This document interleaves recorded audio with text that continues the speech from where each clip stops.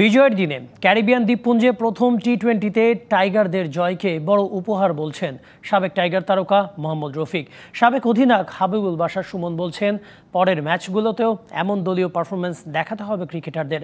আরেক সাবেক অধিনায়ক খালেদ মাসুদ পাইলট তাগিদ দিচ্ছেন সব ফরম্যাটেই ক্রিকেটারদের ধারাবাহিকতা দেখানোর। আরেকবার ২২ গজের উইকেটে ঘূর্ণির জাদু দেখালেন মোহাম্মদ রফিক। ক্রিকেট ছেড়েছেন অনেক দিন হয়ে গেছে, কিন্তু ক্রিকেটের প্রতি ভালোবাসাটা ছাড়তে পারেননি। তাই তো প্রতি বছর হোম অফ ক্রিকেটে ফিরে আসেন বিশেষ দিনে সাবেক সতীর্থদের সাথে ক্রিকেট উৎসবে মেতে উঠতে। শুধু মোহাম্মদ রফিক নন, হাবিবুল বাশার সুমন, খালেদ মাসুদ পাইলট, আকরাম খানরা বিজয় দিবস উপলক্ষে সবাই এক হয়েছেন প্রদর্শনী ম্যাচ খেলতে। কেউ ব্যবসায়ী, কেউ প্রবাসী, আবার কেউ ক্রিকেটকে বেছে নিয়েছেন জীবিকার মাধ্যম হিসেবে।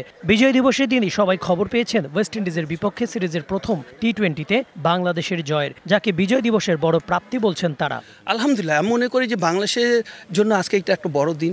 এটা সকল বাঙালির জন্য ভালো। আর এই যে বিজয় দিনে আপনার 16 ডিসেম্বরে বাংলাদেশে জিতলো, তার মনে করি একটা বাংলাদেশের জন্য হিস্ট্রি থাকবে। এমন দিনে এমন বিজয়টা আসলে All Time Roma. Taste it, love it. খুব ভালো লাগছে। আরেকটা হয়েছে আমাদের ভিক্টরি, সেটা হচ্ছিল আমাদের আন্ডার-19 এশিয়া কাপ মেয়েরা খেলছে মালয়েশিয়াতে, সেখানে তারা আজকে শ্রীলঙ্কাকে হারিয়েছে। সো এমন দিনে দুটি জয় আসলেই খুবই আনন্দের, খুব ভালো লাগছে আজকে। ওয়েস্ট ইন্ডিজের বিপক্ষে ওয়ানডে সিরিজে হোয়াইট ওয়াশ হয়েছে বাংলাদেশ। টেস্ট সিরিজেও করতে হয়েছে ভাগাভাগি। দুই একজন ছাড়া দলের অন্যদের অধারাবাহিকতা ভাবায় সাবেক অধিনায়ক খালেদ মাসুদ পাইলটকে।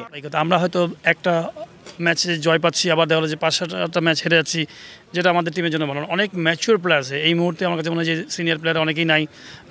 যেমন আমি বলবো যে Liton Das as a captain, আমার মনে হয় ধারাবাহিক হওয়া উচিত আরও।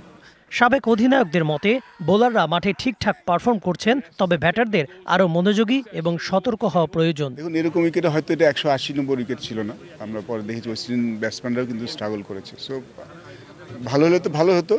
আশা করছি হয়তো বেটার উইকেটে ডেফিনেটলি ভালো ব্যাটিং করবে, সেই প্রত্যাশা থাকবে সবসময়। আমাদের যে টপ অর্ডার ব্যাটসম্যান অলরেডি আমি বলবো যে অনেক দিন ধরেই খেলছেন, কিন্তু মাঠে ইমপ্লিমেন্টটা কিন্তু কোচ করে দেবে না, ম্যানেজমেন্ট করে দেবে না। প্লেয়ারদের কী করতে হবে, প্লেয়ারদের ওই জায়গাতে কীভাবে ডেভেলপ করতে হবে, রান করতে হবে, তাদেরই কী করতে হবে।